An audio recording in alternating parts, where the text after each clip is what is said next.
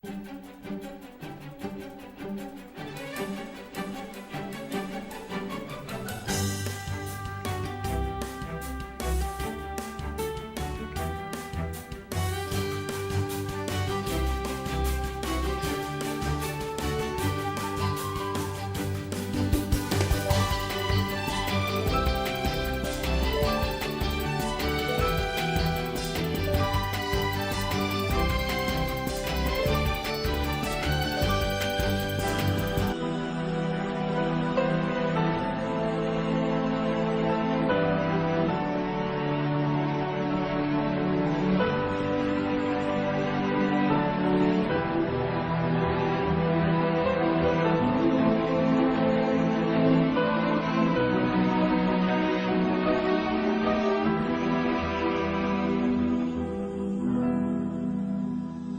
around yourself, can't you see this wonder spread in front of you? The clouds floating by, the sky so clear and blue. Planets in their orbits, the moon and the sun, such perfect harmony. Let's start questioning ourselves. Isn't this proof enough for us? Or are we so blind to push it all aside? No, we just have to open our eyes, our hearts and minds. If we just look right, we'll see the signs. We can't keep hiding from the truth and let it take us by surprise. Protect us in the best way, guide us every single day, keep us close to you until the end of time. One night I decided to really try and get the spiritual mood happening, and I'm sure probably some of you have heard this story before, so I apologise. I lit a candle, I had the window open, I had the curtains drawn, I was trying to get that really spiritual feeling. It was a nice summer night in Melbourne, as summer as it can get in Melbourne, and I was sitting there thinking, this is it, this is the night. I'd been, investigating all the spiritual proofs, all the scientific proofs about the fact that the mountains are the pegs, about, how the embryo develops inside, the woman, all these amazing proofs, but I still needed that little push. It was like I was on the edge of a cliff, I was ready to jump, I just needed a push. So I was sitting there, it was very quiet. I was reading Quran, and I stopped. I said, Allah, this is my moment. This is the time I'm about to jump into Islam. All I need is just a sign. Just a little sign, nothing huge, maybe a bolt of lightning. Maybe half the house could fall down or something, just small. It's small for you, man. You created the earth, come on. So I sat there. I was waiting for the candle to start lighting up to 4 meters high like in the movies. And I go, okay, go. And subhanAllah, nothing. Absolutely nothing happened. I was really disappointed, to be honest. So I sat there and I said, Allah, this is your chance. I'm here. I'm not going nowhere. I'll give you another chance. Okay, maybe you're busy. I know it's daytime over the other side of the world. There's a whole lot of stuff going on. Maybe this time it could just be like a car backfiring. Something small. All right, half the house, the candle. Let's forget that. A bird could fart outside. I don't care. Just anything. So I said, okay, go. And subhanAllah, absolutely nothing happened. And I mean, I couldn't have even said, that was it. That creep just then in the wall, that was it. Absolutely nothing happened. I was really disappointed. I was gutted. I was sitting there thinking, this is it, this was my last chance, Islam, and I haven't found it. I pulled back the Quran, I turned back to where I was reading. SubhanAllah, the very next verse on the next page, for those of you who ask for signs, have we not shown you enough already? Look around you, look at the stars, look at the sun, look at water. These are the signs for the people of knowledge. SubhanAllah.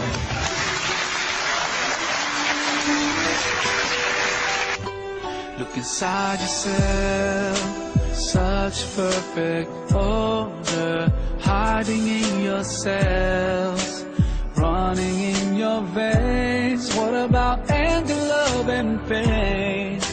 And all the things you're feeling, can you touch them with your hand? So are they really there? Let's start questioning ourselves. Isn't this proof enough for us? Or are we so blind to push it all aside? No, we just have to open our eyes, our hearts and minds. If we just look right, we'll see the signs. We can't keep hiding from the truth and let it take us by surprise. Protect us in the best way, guide us every single day. Keep us close to you until the end of time. When a baby's born, so helpless and weak, and you're watching it growing. Why deny what's in front of your eyes? The biggest miracle of life in your eyes and heart and mind.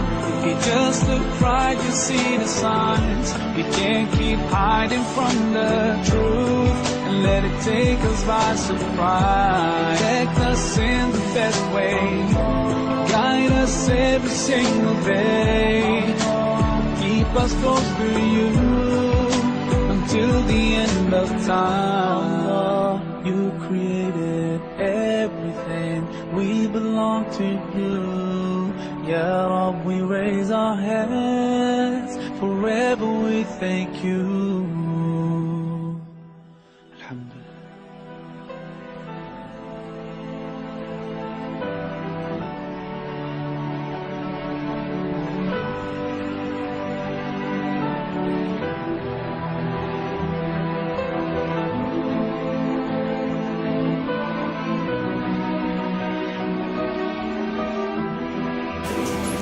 Assalamualaikum warahmatullahi wabarakatuh. Alhamdulillahi rabbil alamin, wassalatu wassalamu ala asyrafil anbiya'i wal mursalin wa ala alihi wa ashabihi ajma'in.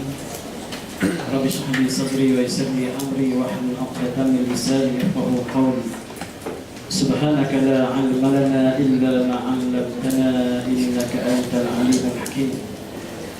Rabbi shrah li sadri wa yassir li amri wahlul 'uqdatam min lisani yafqahu qawli. Wala hawla wala quwwata illa billahil 'aliyyil 'azim. Wala hawla wala quwwata illa billahil 'aliyyil 'azim. Wala hawla wala quwwata illa billahil 'aliyyil 'azim. Terima kasih kepada anak anda Ammar. Dan kebetulan saya pun ada anak seorang nama Ammar. Perempuan ya? Biasa macam anak sendiri. Tak ni apa? Yang tak amal. Yang dihormati barisan pentadbir dan pensyarahan, Sayyidi Ibrahim, Dr. Ikram, dan pensyarah-pensyarah yang jemaah kalamu ya. Sebenarnya anak-anak pelajar sekalian, alhamdulillah, bersyukur kepada Allah Subhanahu wa taala dengan ketentuannya kita bertemu pada malam ini.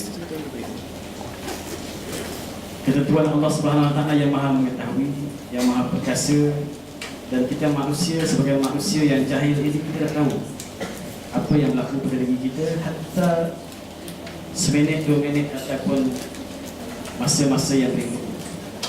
Walaupun mungkin kita ramalkan dalam sejam ini kita akan bersama dalam majlis ini sampai akhir ini kita ramalkan, tapi kita tak tahu adakah kita akan berakhir di majlis ini atau tidak.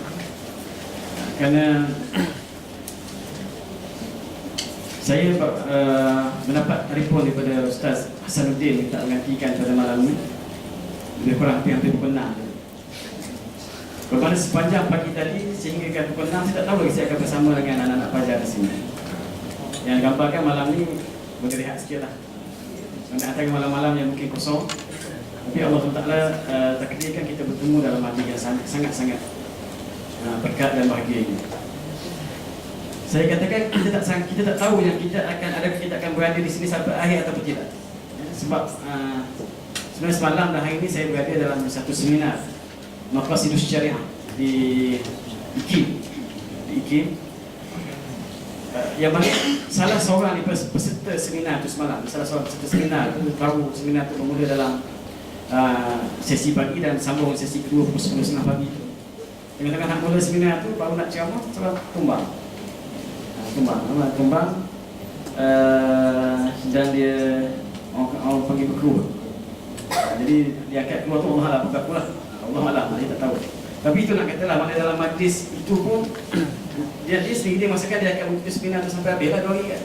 Tapi takdir Allah SWT dia tak sempat habis. Maknanya dalam seminar itu, dalam dewan seminar yang sejuk itu, yang sepatutnya aman daripada sebarang perkara yang tak baik berlaku.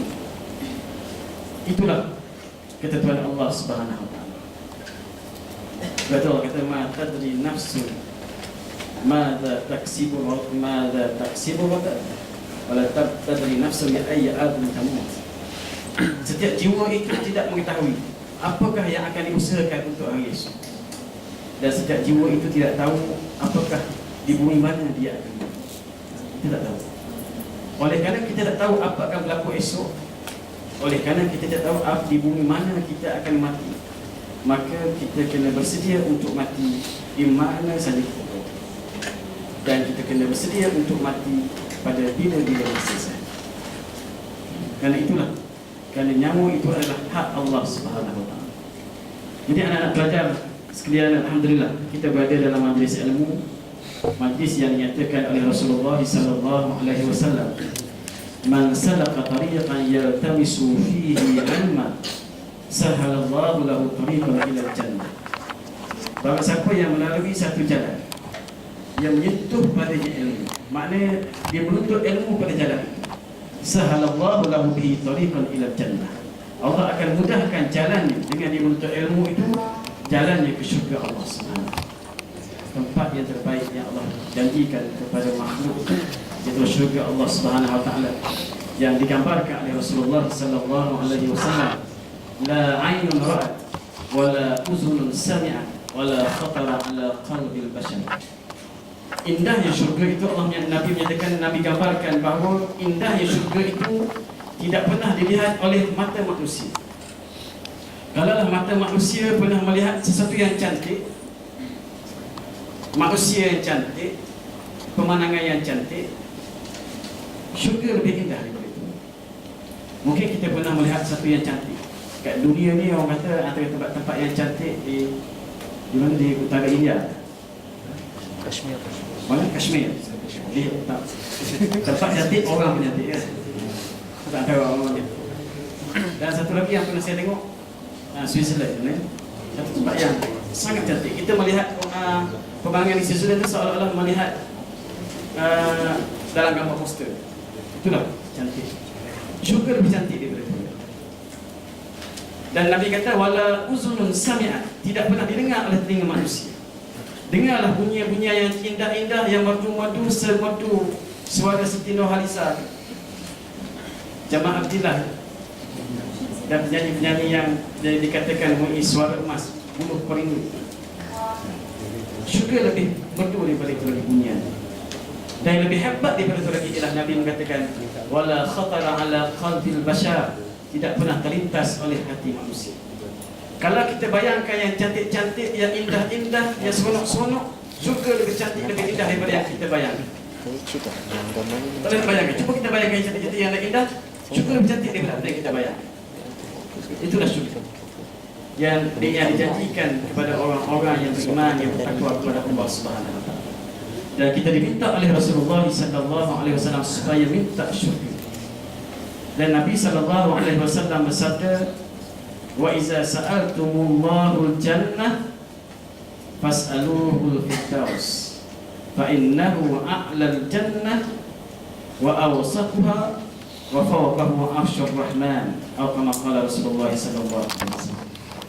Sekiranya kamu nak minta syurga dengan Allah Subhanahu Wa Taala, mintalah al-firdaus. mintalah syurga Firdaus. Kenapa Nabi suruh minta syurga Firdaus?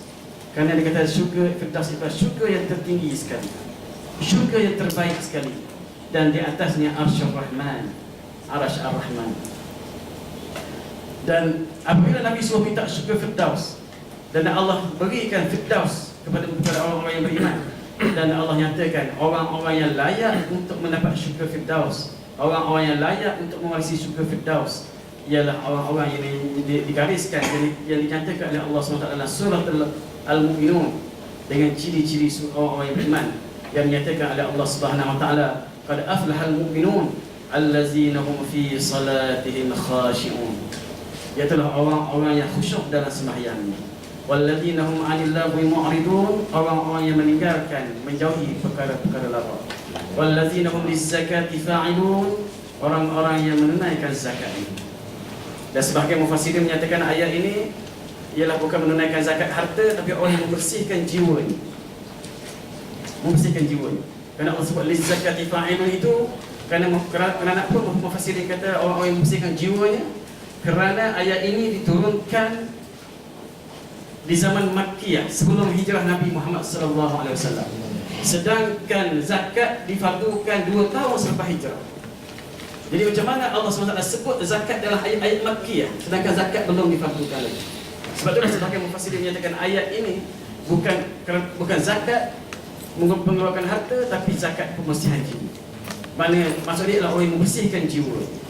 Walaupun jumhur mufassirin, kebanyakan mufassirin menyatakan ayat ini maksud orang yang mengeluarkan harta dia. Cuma pada zaman itu tidak sebagaimana syariat zaman Nabi Muhammad SAW yang qadar dan haulnya, nisab dan haulnya sebagaimana yang kita tahu hari ini. Dan orang-orang yang dinyatakan oleh Allah SWT, walladzina hum li furujihim hafizun illa ala azwajihim aw ma malakat aymanuhum fa in, dan orang-orang yang memelihara kemaluannya kecuali pada isteri-isteri dan hamba-hamba sahaya mereka. Dan orang-orang yang Allah kata wallazina hum li amanatihim wa ahdihim ra'un, orang-orang yang menjaga amanah. Apabila dia beri amanah kepada dia, dia jaga sungguh-sungguh. Tak kira apa amanah itu. Amanah sebagai pelajar, amanah sebagai pegawai, amanah sebagai anak, amanah sebagai seorang warga negara, amanah sebagai apa saja dijaga. Kerana itu ciri orang beriman. Dan Allah nyatakan wallazina hum ala salawatihim yuhafizun, orang-orang yang memelihara salat. 2 kali Allah sebut ciri-ciri orang beriman yang berjaya. Dan akhirnya Allah SWT iktiraf. Allah menyatakan wallazi ulaika humul warithun, mereka itulah yang akan mewarisi, allazina yarisuna al-firdaus, yang akan mewarisi syurga Firdaus. Dan Allah tambah lagi sebagai menambahkan nikmat yang Allah bagi, hum fiha khalidun, mereka kekal selama-lamanya dalam syurga Firdaus. Itulah kemuncak kepada nikmat. Kerana nikmat di atas muka bumi ini, seronok macam mana pun dia tidak mutlak. Kenapa dia tak mutlak? Kalau kita kaya, akan ada dalam perasaan kita, mungkin kekayaan kita akan berkurang. Mungkin akan ada perasaan itu. Kita kalau orang kaya itu mungkin dia, kalau seorang ahli perniagaan, mungkin dia akan muflis, akan bankrupt, dia akan jatuh perniagaan. Kalau dia seorang yang di jawatan yang sangat tinggi, dia satu hari nanti dia akan meninggalkan jawatan. Kalau dia seorang yang cantik, satu hari dia akan kurang cantik. Kalau dia seorang yang bahagia, mungkin dia akan hilang kebahagiaannya. Itu nikmat tamu ke bumi. Tapi di akhirat apabila Allah bagikan nikmat-nikmat itu, nikmat-nikmat yang tidak ada penyudahnya dan berkekalan sampai bila-bila, itulah kemuncak kepada segala nikmat. Sebab itulah kita kena minta syurga Allah Subhanahu wa taala. Dan hari ini yang saya nak sebutkan tadi, bahawa kita berada dalam majlis ilmu ini, sebenarnya ini adalah jalan-jalan memudahkan kita ke syurga Allah Subhanahu wa taala. Jalan-jalan inilah sebenarnya yang memudahkan ke syurga Allah SWT dan memudahkan dan memberikan, menjanjikan kita terselamat di hari yang dinyatakan oleh Allah SWT, yauma la yanfa'u malun wala banun illa man atallaha biqalbin salim. Hari yang tidak ada manfaat harta benda dan anak pinak kecuali orang yang bertemu dengan Allah dengan hati yang sejahtera. Dan mudah-mudahan anak-anak pelajar yang berada di depan saya pada hari ini ialah anak-anak yang digolongkan oleh Rasulullah sallallahu alaihi wasallam. Dalam sebuah hadis yang sahih, Nabi bersabda, Sab'atun yuzilluhumullahu fi zilli yauma la dhilla illa zillu. Iaitulah 7 golongan yang akan mendapat naungan Allah Subhanahu wa taala di hari tidak ada naungan kecuali naungan Allah Subhanahu wa taala. Hari yang penuh dengan kedahsyatan. Hari yang dinyatakan oleh Allah Subhanahu wa taala dalam Al-Quran. Allah menyatakan dalam surah Al-Hajj, Allah menyatakan, ya ayuhan nas ittaqu rabbakum inna zalzalatis sa'ati syai'un azim yawma tarawnaha tazhalu kullu murdi'atin amma arda'at wa tada'u kullu zati hamlin hamlaha wa tara an-nasa sukara wa ma hum bisukara walakinna 'adzaballahi syadid. Allah menyatakan dalam surah Al-Hajj, Allah kata, wahai manusia, bertakwalah kepada Allah Subhanahu wa taala. Takutlah kepada Allah Subhanahu wa taala. Dan Allah gambarkan bagaimana hari kiamat itu, inna zalzalatis sa'ati syai'un azim. Sesungguhnya gegaran, goncangan hari kiamat itu satu perkara yang sangat besar. Hebat goncangan. Dan bagaimana Allah nak gambarkan hebatnya goncangan itu, Allah kata, yauma tarawnaha tazhalu kullu murdi'atin amma arda'at. Allah menggambarkan hari itu, kamu lihat perempuan-perempuan yang sedang menyusukan anaknya, terlupa anaknya dan tertinggal anaknya, terlepas daripada pangkuan. Anak-anak pelajar di hadapan saya ramai kaum ibu perempuan, ada yang dah berkahwin dan tak kahwin lagi. Ada dah kahwin semua dah. Ada kosong lagi. Ada harapan lagi yang depan kan? Ada harapan lagi.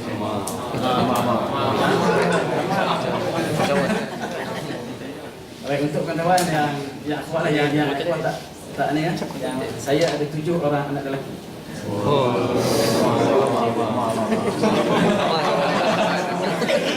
Untuk yang lelaki tak ada harapan kan? Kecuali ada lahir yang berikut je lah. Tapi setakat ni tak ada lagi anak perempuan. Tak ada harapan nak jadi menantu lah. Tapi yang perempuan ni ada 7 harapan.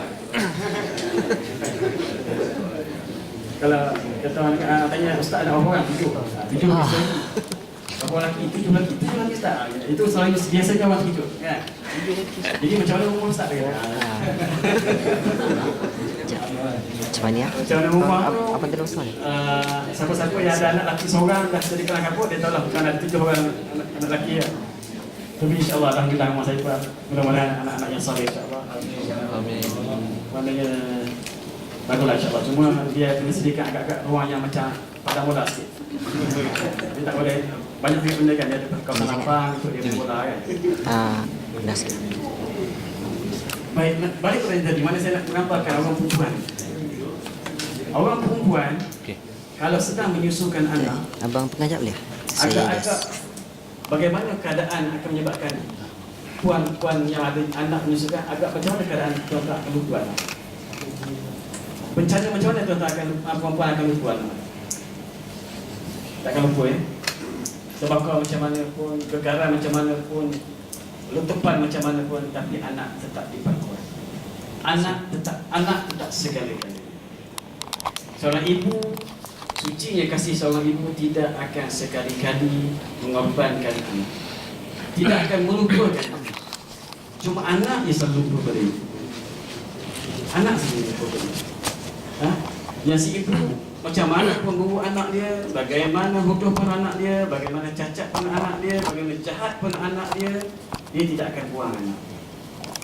Tapi ramai anak buang ibu semata-mata mencari cipta palsu. Kadang-kadang baru jumpa Pak Wu sebulan 2 bulan, dah tinggal lama, dah mengorbankan sucinya kasih itu, dan tak kira depan lelaki semuanya. Dan baru kasih Pak Wu dan Mak Wu tu baru sebulan dua je kenal. Satu lagi suci, tak suci kasih sayang dia. Tapi kita dah membelakangkan kasih ibu, kita utamakan kasih sayang Mak dan kasih sayang Pak Wu dan Mak Wu. Tapi seorang ibu tidak akan meninggalkan anak dia. Saya ada 7 orang anak. Seekor nyamuk hingga di badan anak saya akan cari satu bilik. Boleh cari lah, kalau boleh cari lah kan. Tapi anak cari tak dapat tampal. Satu bilik cari nak tampal juga anak nyamuk tu sebab dia gigit anak tu. Itulah kasih ayah dan kasih ibu kan. Tak akan biarkan. Dia akan sanggup berkorban nyawa demi untuk anak dia. Tetapi gegaran hari akhirat Allah kata yauma tarawnaha tazhalu kullu murdi'atin amma arda'at. Allah menyatakan bahawa hari itu ibu melalaikan anak. Kada hebat sangat gegaran seorang ibu perempuan. Dan Allah menyatakan wa tada'u kullu zati hamlin hamlaha, dan ibu yang sedang mengandung gugur kandungan. Wa taranna sasukara, dan kamu melihat manusia mabuk. Wa ma hum bisukara walakinna adzaballahi syadid. Mereka tidak mabuk sebenarnya, tapi azab Allah sangat pedih. Dan sebab itulah kalau siapa-siapa ada pengalaman dengan gegaran, dia akan tahulah Allah sebut manusia seumpama mabuk, dia akan tahu. Memang saya sendiri pun pernah rasa sedikit gegaran masa di Putrajaya, masa gegaran kat Sumatera. Rasa sikit je, tapi terasa macam mabuk, terasa pening-pening kepala, terasa pening. Memang orang yang kalau gempa bumi ni, dia akan rasa pening kan? Dan Allah sebut dalam Quran, wa taranna sasukara, kamu lihat manusia seumpama mabuk. Hebatnya Allah Subhanahu. Dan Allah nyatakan dalam ayat yang lain, yauma yafirru al-mar'u min akhi wa ummihi wa abihi wa sahibatihi wa bani likulli imri'in yawma idzin sya'nun yughni. Allah menyatakan bahawa pada hari itu, kehebatan hari kiamat itu, semua manusia lari daripada saudara mara dia, lari daripada adik-beradik dia, lari daripada ayah dan ibu dia, lari daripada pasangan hidup dia, suami isteri dia lagi. Dan pada hari itu masing-masing memikirkan tentang diri masing-masing. Sebab itulah ketika Nabi SAW menggambarkan tentang hari kiamat itu, manusia akan dibangkitkan, semua manusia akan dibangkitkan tanpa seorang benar. Semua tanpa seorang benar, tidak ada pakaian. Aisyah, walaupun Aisyah isteri Nabi, Aisyah sendiri tanya, ya Rasulullah, kalau semua bangun tak pakai baju, tidakkah hari itu kita akan tengok antara satu sama lain? Sebagaimana di dunia ni, kalau dewan ni semua tak pakai baju. Cuba kita pakai. Kita tak tengok diri kita kan, tengok orang lain. Amal ke apa kan. Sebab apa di dunia ni, kita tengok orang lain. Okay? Kalau kita ada aib, tak nampak aib kita nampak aib orang lain. Sedangkan aib kita banyak daripada aib orang lain. Kita ada 10 aib, orang lain ada 1 aib. Aib orang satu yang kita nampak. Malah aib itu kadang-kadang kita tersembunyi. Aib kita nampak, tapi nampak aib orang lain. Itu kata kemudian. Dan Nabi menggambarkan apa dia? Ya Aisyah, kedahsyatan hari itu tidak ada masa kita nak tengok orang lain. Kedahsyatan hari itu tak ada masa nak tengok orang lain. Tak ada masa kita nak fikir orang lain. Kita hanya memikirkan tentang diri kita sendiri. Adakah aku akan lepas di dalam suasana yang sangat-sangat apa ni, gegaran-gegaran, dan juga daripada mahsyar yang digambarkan pada hari itu. Ada manusia yang digambarkan tenggelam di dalam peluh masing-masing. Ada yang tenggelam sampai ke buku lali, ada yang tenggelam sampai ke lutut, ada yang tenggelam sampai ke pusat, ada yang tenggelam sampai ke dada, ada yang tenggelam dalam peluh masing-masing. Ada yang gambarkan matahari seolah ada sebagai manusia merasakan matahari berada di sejengkal daripada kepala mereka. Ada yang merasakan matahari sebatu daripada kepala mereka. Menyatakan pada hari itu, kalaulah ada sehelai rumput sekalipun, manusia akan bergebut-gebut mencari rumput itu untuk berteduh di bawah rumput, kerana tidak ada naungan pada hari. Sehingga menyebabkan manusia mencari rasul-rasul untuk mendapatkan syafaat. Dan akhirnya bertemu dengan Rasulullah SAW, minta syafaat daripada Rasulullah SAW. Mengatakan, ya Rasulullah, minta dengan Allah SWT percepatkan hisab, kami tak sanggup dah azab ini, masuk neraka pun tak. Dia tahu azab neraka lebih pedih lagi. Ada mahsyar pun dah tak sanggup dah. Dan dalam keadaan kegawatan itulah, Nabi menggambarkan dalam sebuah hadis yang sahih. Nabi kata, sab'atun yuzilluhumullah fi zilli yauma la zilla illa zillu. 7 golongan yang akan mendapat naungan Allah di hari yang tidak ada naungan kecuali naungan Allah Subhanahu wa taala. Yang antara 7 golongan itu yang saya sebutkan pada malam ini ialah ar-rajulun ataupun syabun nasha'a fi ibadatillah, seorang pemuda yang membesar dalam kita beriman kepada Allah Subhanahu. Sebenarnya ketujuh golongan yang disebut ialah menggambarkan manusia-manusia yang sangat kuat imannya.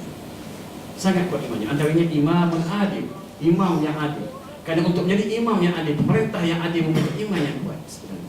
Imam, pemerintah yang sanggup mengorbankan kepentingan diri semata-mata untuk taat pada Allah Subhanahu. Dan juga antaranya Nabi sebut ar-rajulun qalbuhu mu'allaqun bil masajid, lelaki yang hatinya tergantung di masjid. Bukan senang untuk lelaki yang tergantung di masjid, sentiasa ingat masjid. Subuh ingat zuhur, zuhur ingat asar, asar ingat maghrib, maghrib isya. Payah sebenarnya. Yang manusia yang hatinya tergantung di padang olahraga. Ramai tengok ya, hari ni Manchester lawan Liverpool contoh kan. Tengok esok lawan pula Chelsea, Arsenal pula kan. Tengok dia contoh untuk faham Kelantan ke bola aje, kalau dia bola kan. Hati dia bola aje. Ada orang dia tergantung di pancing. Ada yang rasa dia baca pun dia pancing kan. Hujung minggu dia akan cari tempat yang pancing. Ada orang hati tergantung di motor. Adik-adik anak-anak mungkin akan banyak motor kalau dah dewasa sikit tergantung pada kereta pula. Tergantung ingat kereta semasa-masa. Jadi yang macam-macam jumpa apa tergantung pada apa ni, pinggan mangkuk ke. Ada satu kat pejabat saya tu, ada satu trend kadang-kadang dia ada musim manik. Mudik manik. Itu ada musim. Macam musim lah kan. Dia perempuan ni lain sikit. Dia perempuan nak cerita politik tak? Cerita politik. Ya, lelaki ni cerita lain. Perempuan ni cerita manik dengan mangkuk kan. Itu fitrah. Pusing gila. Fitrah yang Allah jadikan sebenarnya untuk menyeimbangkan alam ini. Perempuan dia suka kecantikan, dia suka kelembutan, Korea. suka kesenian. Laki ni dia tak seni, dia kanak-kanak kan. Dia Allah jadikan fitrah dia macam tu. Sebab itulah Allah pasangkan lelaki dan perempuan. Wa min ayatihi an khalaqa lakum min anfusikum azwaja litaskunu ilaiha wa ja'ala bainakum mawaddatan wa rahmah. Antara tanda-tanda kebesaran Allah Subhanahu wa taala, Dia jadikan kamu berpasang-pasangan. Dan untuk apa? Untuk kamu berkasih sayang dan hidup dalam penuh kasih sayang dan rahmah. Supaya kamu la'allakum yatafakkarun, mudah-mudahan kamu berfikir. Ini fitrah sebenarnya. Kalau yang lelaki minatkan perempuan, fitrah. Yang fitrah, yang perempuan minatkan lelaki, fitrah. Yang tak fitrahnya, lelaki minat sama lelaki, perempuan minat sama perempuan. Itu salah. Minat tak ada masalah, tapi ikutkan salurannya. Ya betul. Dan Nabi kata, ya mahsyar syabab man istata'a minkumul ba'ah falyatazawwaj. Wahai manusia, wahai orang muda, barang siapa dengan kamu yang nak yang berperempuan, naklah kahwin. Kahwin tak ada masalah. Cuma saya bimbanglah kalau saya cakap ni mengganggu polisi universiti pula tak bagi kamu kahwin kan. Ada polisi tak boleh? Tak ada ya? Maknanya kalau saya nak maklumkan pada anak-anak pelajar untuk naik semangat lah kan. Semasa saya mengambil ijazah di Morocco. Cuma di Morocco ni dia tak ada convocation. Saya ingat ambil ijazah kat kaunter je kan. Ijazah kat kaunter.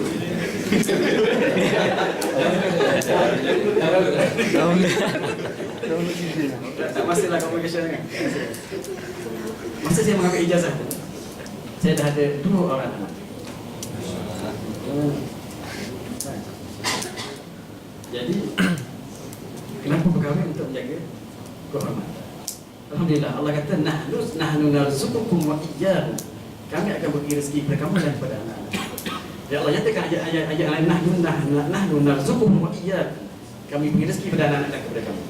Wa in kuntum fuqara yughnikumullah. Kalau kamu fakir, Allah akan kayakan kepada kamu. Terselingat sikitlah buat kahwin ni, semangat. Tapi nak katakan bahawa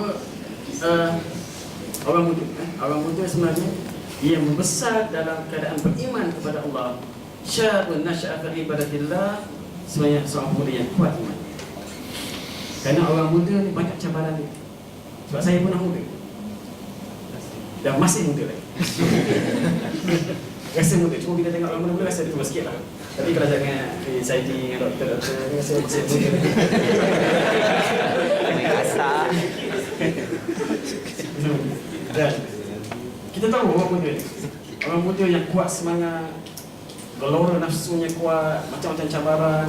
Kawan-kawan dia ajak berpesta, kawan-kawan dia ajak berdisko, kawan-kawan dia ajak berpesta, orang semua dia semua dekat apa, semua dating kan, balik pergi dekat Tasik mana masjid Al-Albani di situ Pak pergi makan sampah kan. Ya, masing-masing ada pasangan masing-masing yang rukun ini bersama. Tapi kita tidak menjaga batas-batas. Orang lain tenggelam dalam dunia kehiburan yang melalaikan. Tapi ada anak muda ni yang menjaga kehormatan diri. Tidak tenggelam dalam dunia hiburan yang melalaikan. Tidak tenggelam dalam dunia percintaan yang mengasyikkan sehingga melanggar batas-batas Allah Subhanahu Wa Taala. Orang anak muda ini nak kena orang lain berbondong-bondong untuk pergi ke pesta-pesta, ke hiburan-hiburan, dia pergi ke masjid-masjid, ke surau-surau. Dan kadang orang lain sibuk dengan repik dan sebagainya, dia menghabiskan masa dia untuk kerja-kerja dakwah. Bersama dengan Aqsa Sharif contohnya, memperjuangkan Palestin. Bersama dengan perjuangan membela rakyat Syria yang dizalimi. Siapa pergi bicara ini? Jemaah Syria. Okay. Dia bersama dengan perjuangan untuk membela umat Islam di Aceh, di Ambon. Dia bersama dengan perjuangan untuk membela umat Islam di selatan Thailand. Walaupun orang lain sibuk dengan perjuangan lain. Orang muda inilah yang akan syabun nasya'a fi ibadatillah. Orang muda yang membesar dalam kehidupan ibadah kepada Allah Subhanahu. Orang inilah yang akan mendapat naungan Allah di hari tidak ada naungan kecuali naungan Allah Subhanahu Wa Taala. Baiklah. Belum tafsir lagi dah? Mau buka lima? Baik, saya bagi Ustaz. Jangan lupa, saya tidak akan melakukan pukul 9. Baik, hari ini saya nak tafsir ayat. Tadi pun dah tafsir beberapa ayat sebenarnya. Firman Allah Subhanahu Wa Taala dalam surat Ali Imran, Allah berfirman, "Qad khalat minkum sunanun fasiru fil ard fanzuru kaifa kana 'aqibatul mukadzibin. Hadza bayanun lin-nas wa hudan wa mau'izatun lil-muttaqin. Wa la tahinu wa la tahzanu wa antum a'launa in kuntum mu'minin." Sadaqallahu. Allah menyatakan telah berlalu sebelum kamu. Telah berlalu sebelum kamu sunan fasiru fil ard. Telah berlalu sebelum kamu peraturan-peraturan atau kisah-kisah sebelum kamu. Telah berlalu. Maknanya dah berlalu dah sebelum kita ni peraturan-peraturan ataupun cerita-cerita dan juga keadaan-keadaan yang tertentu. Dan kita fasiru fil ard. Fanzuru kaifa kana 'aqibatul mukadzibin. Berjalan dari atas muka bumi dan kamu lihatlah apakah balasan Allah kepada orang-orang yang mendustakan Allah Subhanahu Wa Taala. Hadza bayanun lin-nas, ini adalah keterangan kepada manusia. Wa hudan wa mau'izatun lil-muttaqin, yang menjadi petunjuk dan juga peringatan kepada orang-orang yang bertakwa. Wala tahinu wala tahzanu wa antum a'launa in kuntum mu'minin.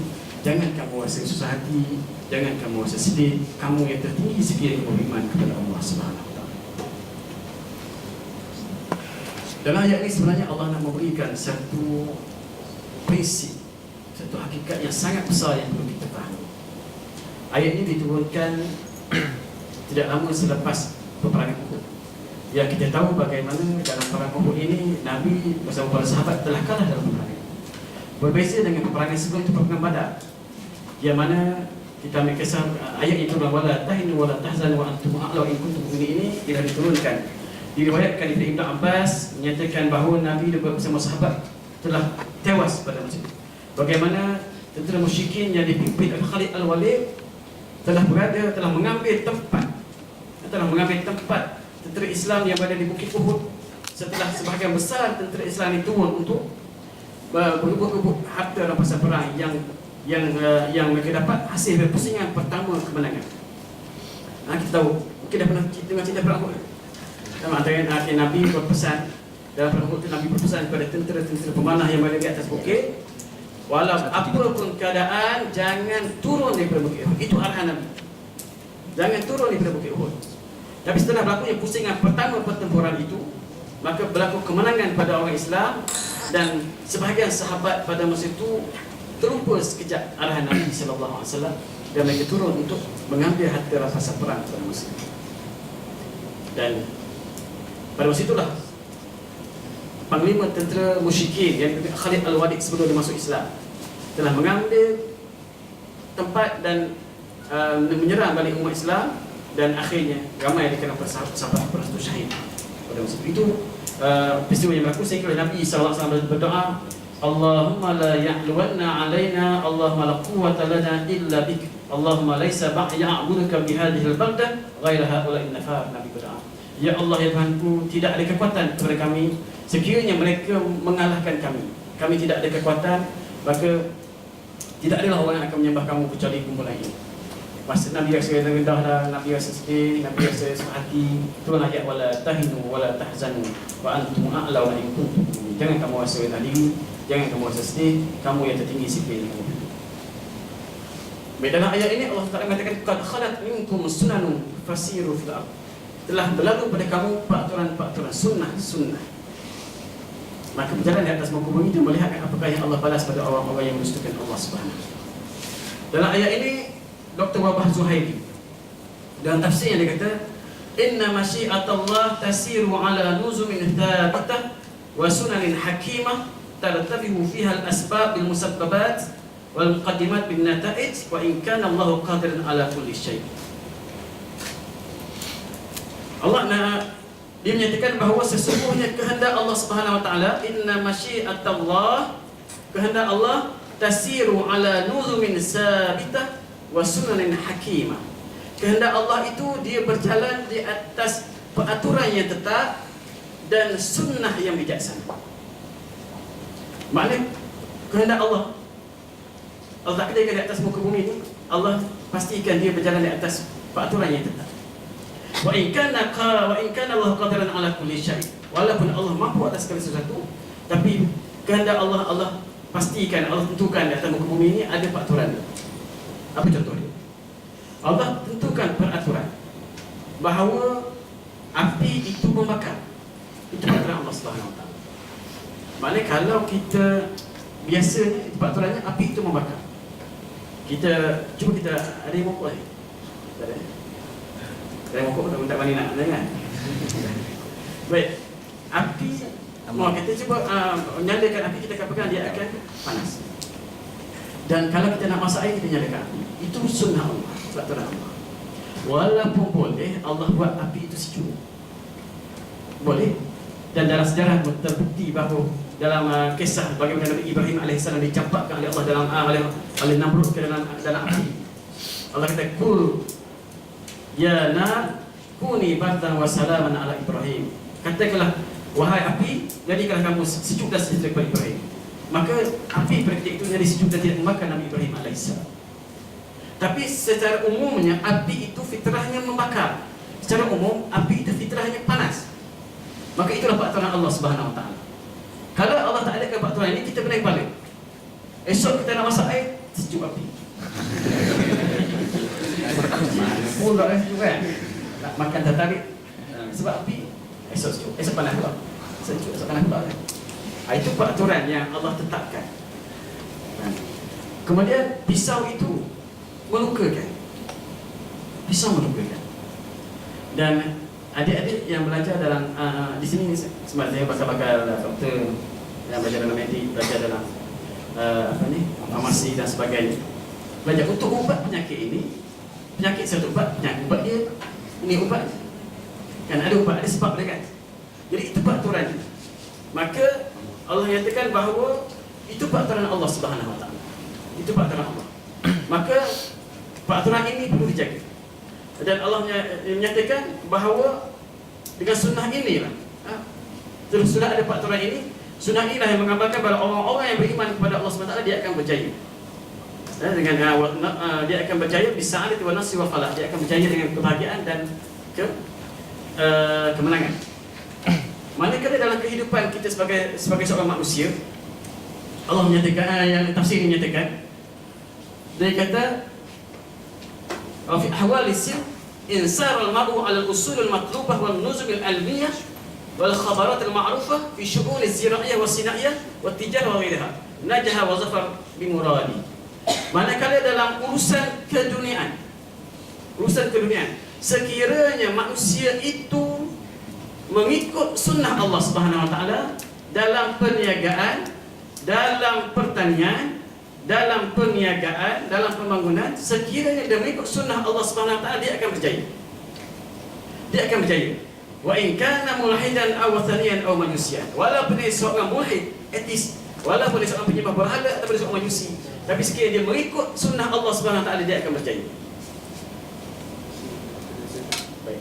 Dan sekiranya dia tidak mengikut sunnah Allah, walaupun dia seorang beriman kepada Allah, wa in kana salihan taqiyan, walaupun dia beriman kepada Allah Subhanahu Wa Taala, dia tidak akan berjaya. Apa contoh dia? Kalaulah untuk ada orang putih ni, tak boleh ya? Boleh ni tidak terkenal dengan mempelam harum manis. Ia hanya keluar pada pertengahan Februari sampai pertengahan Mei. Sekarang ni nak habis dah harum manis ni. Harum manis ni dia untuk melahirkan sebiji harum manis yang baik, dia kena pilih biji yang baik dan ditanam di tanah yang sesuai dengan ni. Kalau tanah harum manis di Bangi tak temu. Di Cyberjaya lagi tak temu. Tak temu. Malah ada kawan-kawan yang dipilih mengatakan mereka cuba tanam di Kok Diam tak jadi sebagaimana dipilih. Dan Thailand tak kena tiru lagi harum manis. Walaupun Thailand hebat dia punya teknologi pertanian dia tak ada tiru lagi nak buat macam harum manis. Dia kena tanam di Perlis. Tadi beberapa tanah di Perlis itu. Dan dia kalau dah mula berbutik tu dia kena bungkus. Dia kena bungkus harum manis tu. Dan akhirnya dia menghasilkan harum manis yang kualiti baik. Dia jangan kita jumpa. Sebab kalau kamu nak tahu, kalau harum manis yang betul-betul kualiti ni kita tak makan, dia hantar ke Jepun. Sebab di Jepun harganya lebih mahal. Berpuluh ringgit satu puluh atau ratusan ringgit satu sekilo. Baik, sekiranya nak melahirkan sebuah sebiji harum manis yang berkualiti ini, kena ikut peraturan tadi. Sekiranya orang ikut peraturan ini, sama ada dia beriman atau tidak kepada Allah SWT, dia akan dapat harum manis yang manis. Tapi sekiranya dia nak dapat harum manis yang baik, dia letak mana-mana benih pun, dia letak kat mana-mana kat Cyberjaya, kat Bangi ke, dia pun semayang ajak banyak-banyak. Banyak kan, aku ni orang beriman, insya-Allah Allah tolong. Maka jangan harap untuk dapat harum manis yang baik. Walaupun mungkin kadang-kadang berlaku perkara yang khariqul adat, yang bertentangan dengan adat, tapi itu bukan sunnatullah. Sunnatullahnya kalau nak dapat harum manis yang baik, kena ikut peraturan. Begitu juga dalam peperangan. Kalaulah tentera itu hendakkan kemenangan, dia perlu menjalani latihan yang sebagaimana sepatutnya, mengikut arahan pemimpinnya, dan dia akan dapat kemenangan. Sekiranya dia ikut peraturan, latihan secukupnya, ikut pemimpin, dia akan menang. Walaupun dia bukan daripada orang-orang yang bertakwa. Tapi sekiranya tidak mengikut peraturan, tidak mengikut sunnah Allah SWT, dia kalah walaupun pemimpinnya Rasulullah sallallahu alaihi wasallam. Sebab itulah Rasulullah sallallahu alaihi wasallam bersabda dalam sebuah hadis, Nabi kata, yang dia tafsir sini, "Lau khuyyirtu bainan nasri lau khuyyirtu bainal hazimati wan nasri biyaumin Uhud lakhtartul hazimah." Kalaulah aku diberi pilihan, Nabi kata, kalaulah aku diberi pilihan sama ada untuk kalah ataupun menang pada hari Uhud, aku akan pilih kekalahan. Apa maksud Nabi kata? Nabi tidak, kalaulah kalian ulang, lau khuyyirtu bainal hazimati wan nasri biyaumin Uhud lakhtartul hazimah. Kalaulah aku diberi pilihan sama ada untuk kalah atau menang di hari Uhud, aku akan pilih kekalahan. Untuk apa? Untuk pengajaran kepada orang Islam bahawa untuk mendapat kejayaan, untuk mendapat kemenangan, perlu mengikut syarat-syarat dan disiplin untuk dapat kemenangan. Nabi sebagai pemimpin belum menjamin kemenangan. Tidak ada orang yang lebih mulia daripada Rasulullah SAW sebagai pemimpin. Tapi oleh kerana sahabat tidak ikut disiplin kemenangan, sahabat tak menang. Jadi untuk mendapat kemenangan, kena ikut disiplin, kena ikut sebab-sebab, al-asbab untuk mendapat kemenangan. Itu sunnatullah yang Allah kata dalam ayat yang lain, sunnatullah allati qad khalat min qabl walan tajida li sunnatillahi tabdila. Sunnah Allah yang telah berlalu dan kamu tidak akan dapat bahawa sunnah Allah itu akan berubah. Kalau orang sakit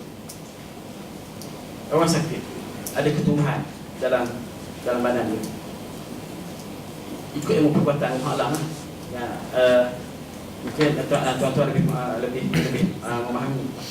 Ubat ni biasanya dia perlu operation dan buang tumbuhan sepatutnya. Kalau perlu itu, pula itu. Kan? Tak cukup hanya sekadar berdoa saja. Doa saja kan, ya Allah, kecilkan tumbuhan ni, tapi tidak ada usaha untuk membuang tumbuhan. Walaupun boleh, mungkin juga Allah jadikan boleh penyakit itu tumbuh tanpa perubatan, mungkin boleh. Tak nafikan, itu keputusan Allah Subhanahu Wa Taala. Tapi Allah tak jadikan begitu. Allah jadikan peraturan supaya manusia berusaha, supaya manusia ada sistem, supaya manusia berjalan hidup ini berjalan dengan baik. Kalau Allah tidak ada peraturan, kita tak perlu mesti, kan? Sebab ada sistem yang perlu kita lalui. Itu ya dalam pelajaran. Kalau kita nak berjaya dalam pelajaran, kita kena ikut sunnah orang berjaya dalam pelajaran. Kalau nak berjaya, nak cemerlang dalam pelajaran, baca aku malas, datang kuliah pun tidak, ya, buat assignment pun tak buat, macam mana nak berjaya? Kan? Tak cukup dengan doa semayang hajat 10,000 rakaat pun takkan dapat kejayaan. Mana kita kena ikut sunnah. Sebab itulah kita lihat orang-orang yang mengambil sunnah kejayaan ini, mereka dapat kejayaan.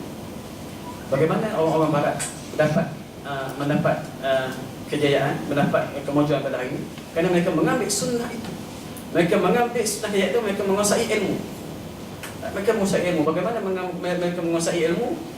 Kesungguhan mereka menguasai ilmu, dan hari ini mereka berjaya menguasai tamadun dunia. Sedangkan asalnya ilmu yang dikuasai itu adalah pada orang Islam. Dia nama kata al-hikmatu dalatul mu'minin. Hikmah itu adalah perkara hilang pada orang yang beriman. Jadi kalau orang Islam kita hendak semula kembali keagungan kita, kembali kehebatan kita, sebagaimana yang dikatakan oleh Allah SWT, kuntum khairu ummatin ukhrijat lin-nas ta'muruna bil ma'ruf wa tanhauna 'anil munkar. Kamu adalah sebaik-baik ummah yang dikeluarkan kepada manusia, kamu menyuruh kepada ma'ruf dan mencegah dari munkar, dan beriman kepada Allah SWT. Menjadi sebaik-baik ummah, kita kena ambil sebab-sebab kejayaan sebagai ini. Ambil Rasulullah dan para sahabat. Dan bagaimana Rasulullah berjaya mentadbir para sahabat berjaya mentadbir 2/3 dunia ini kerana mereka mengambil sebab-sebab kejayaan. Mereka tidak menjadi orang yang hanya duduk sahaja. Mereka tidak hanya sekadar bersemayam di masjid, tapi menjadi seorang yang hebat, mempersiapkan diri mereka dengan persiapan-persiapan yang secukupnya. Jadi anak-anak pelajar sekian yang dikasihi oleh Allah Subhanahu Wa Taala. Sebenarnya matlamat saya nak membacakan ayat ini pada hari ini ialah membetulkan kadang-kadang kefahaman sebahagian daripada orang Islam yang mengatakan bahawa setelah diberi iman dengan Allah SWT, dia tidak perlu mengambil sebab-sebab kejayaan. Cukup dengan diberi iman dengan Allah, dia boleh jadi seorang yang berjaya. Cukup dengan beriman dengan Allah, dia menjadi seorang yang maju. Dan memang itu antara syarat untuk kita jadi seorang yang berjaya. Tapi untuk kita mendapat kejayaan, kerana Allah SWT memberikan sebab-sebab untuk mendapat kejayaan. Sebab kalau kita demam, makan paracetamol, itu sebab dia. Ya, kita kena ambil sebab itu. Kan? Kalau itu sebabnya. Tapi jangan meletakkan pergantungan pada ubat. 100%. Kita berusaha dan kita letakkan pergantungan dengan Allah Subhanahu Wa Taala. Allah yang menyembuhkan penyakit. Jadi kalau untuk kita berjaya dalam perasaan, kita kena belajar sungguh-sungguh. Ambil sebab-sebab kejayaan. Jangan kita rasa kita telah pun beriman, kita tak perlu usaha sungguh-sungguh. Dan ada kefahaman ini. Kefahaman yang silap ini sebenarnya banyak di kalangan orang-orang yang di antara orang yang rasa nak kembali pada Islam. Dan dia rasa dia tak perlu ambil sebab-sebab kejayaan. Dia hanya cukup dengan berdoa. Saya ada cerita salah seorang kawan saya. Kawan baik. Anak dia ditakdirkan oleh Allah Subhanahu Wa Taala, dia mendapat ketumbuhan di kepala dia. Ketumbuhan. Dan dimasukkan HPM telah pun perbedahan. Masa sembahyang Zuhur, saya sembahyang ziarah tu, dia sembahyang Zuhur bersama. Dan saya kata kepada dia, alhamdulillah telah mengambil asbab untuk anak anda sembuh. Maknanya bagi saya di bawah hospital tu, dia telah mengambil sebab untuk anak dia sembuh. Tu dia kata, sebelum ni dia kata anak buat perubatan Islam. Kan? Ada apa perubatan Islam? Maknanya doa, kan? Maknanya perubatan Islam. Dan kemudian baru ambil perubatan moden ni. Anak cakap dia kata, bagi anak perubatan ini adalah perubatan Islam. Kerana dia di atas research. Dia bukan berdasarkan andaian-andaian. Jangan tak kata perbuatan dan doa itu tak Islam. Sebab Anas ni pun ahli darul syifa. Darul syifa. Tapi sebenarnya kita tak kata ini perbuatan Islam, ini perbuatan tak Islam. Sebenarnya ahli dah Islam kerana dia dibina dan research, dan Islam sangat-sangat mengiktiraf ilmu dan juga research. Jadi itu perbuatan Islam. Mana kita doa, kita gabung antara doa dan juga usaha.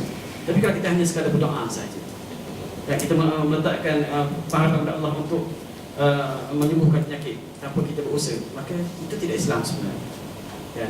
Tapi anda tak nafikan, tak nafi memang kalau kita sendiri menghadapi situasi itu, apabila anak nak dioperate kepala ni, memang pilihan terakhir lah. Ya, pilihan operate untuk pergi 10 kali kan. Nak operate kepala lagi untuk kita pergi 10 kali. Memang tak nafikan, tak nafikan. Tapi apabila kita mengatakan perbuatan Islam hanya sekadar doa itu saja, tak betul pandangan itu. Pandangannya ialah perbuatan itu ialah perbuatan Islam itu ialah perbuatan yang dibina berdasarkan research, dan saya tahu perbuatan ini adalah berdasarkan research. Dan saya pun pernah ditelefon oleh hospital minta saya jadi bahan uji. Dia kata, cik, kami ni bersati dah nak pilih cik untuk makan ubat ni. Saya kata, ubat apa pula makan kan? Dia kata, ubat ni telah melalui beberapa tahap research. Dah dekat akhir lah, nak tengok sesuai tak sesuai kan. Saya pun bimbang kan, nak jadi bahan uji kajian ni. Jadi kos kawan kata Zana, dia kata, macam mana Syekh ni, orang nak minta kawan ubat ni. Dia pun hantar lah, dia kata nak makan ubat itu. Dia kajian kan, mana tengok sejauh dia keputusan ubat tu. Jadi saya ambil keputusan, tak rela tu, dia bahan apa ni, sebahan uji kaji bagi orang lain lah kata. Dia tak makan ubat tu kan. Nak mengatakan bahawa untuk menghasilkan satu ubat pun, dia berdasarkan kepada research, bukan hanya adayan-adayan. Kadang-kadang kita orang Islam, dia rasa yang beli ubat tepi jalan apa tu lebih Islami daripada ubat-ubat ni, kerana dia kata itu ada atas nama Islam. Yang atas nama Islam, ada yang sunnah dan sebagainya. Ya, sedangkan sunnah tu ialah pada ilmu itu. Itu sebagai mukadimah kepada perbincangan kita lah, mungkin akan datang pada bincang lagi banyak bab ini. Dan cuma anda harap jangan salah faham, bukan anda membelakangkan usaha tawakal itu, tapi yang penting kita kena faham sebagai seorang Islam bahawa untuk kerana ada sunnah Allah ni, batu Allah ni kita kena jaga. Dan kita kena jaga mana untuk mendapat kejayaan, kita kena ambil asbab kejayaan itu, bukan kita tidak ambil asbab kejayaan. Dan pagi ini telah Allah rakamkan Al-Quran dalam perang Uhud untuk menjadi pengenalan kepada orang Islam bahawa kalau nak berjaya, hendaklah kita mengambil sebab kejayaan, hanya mengharap kepada keberkatan. Kalau ikut ke perang Uhud, Nabi lah pemimpin terdesak. Ada orang yang paling mulia, tapi orang yang tidak ikut Islam tidak mengambil sebab kejayaan, mereka kalah sebab tidak ambil sebab kejayaan. Wallahu a'lam. Jadi saya janjikan tidak akan memberi pukul 9 dan sekarang tepat pukul 1 minit. Minta maaf 1 minit terlewat. Mudah-mudahan pertemuan kita ini mendapat manfaat daripada Allah Subhanahu Wa Taala. Minta maaf kalau ada tersilap, tersalah, dan sekali lagi kepada Allah Subhanahu Wa Taala yang Maha Pemeliharaan sendiri. Wabillahi taufiq wal hidayah. Wassalamualaikum warahmatullahi wabarakatuh. Assalamualaikum. Alhamdulillah sesi teramai malam ini. Buka pada sesi soalan, pada sesi terakhir. Jadi manfaatkan sesi ini ya. Ada sesuatu soalan? Makasih pemabas. Buka soalan satu.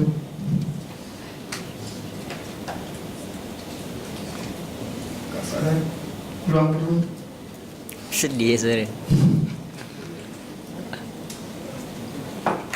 Buka soalan terakhir. Cuma ada untuk guru saya cakap, kalau tak ada soalan ni, sama ada faham sangat sampai tak perlu ditanya, ataupun tak faham langsung sampai tak tahu apa nak tanya. Jadi kita agak yang pertama tadi. A rising heart of mine. If you just look right, you see the signs. You can't keep hiding from the truth and let it take us by surprise. Protect us in the best way. Guide us every single day. Keep us close to you until the end of time. You created everything, we belong to you.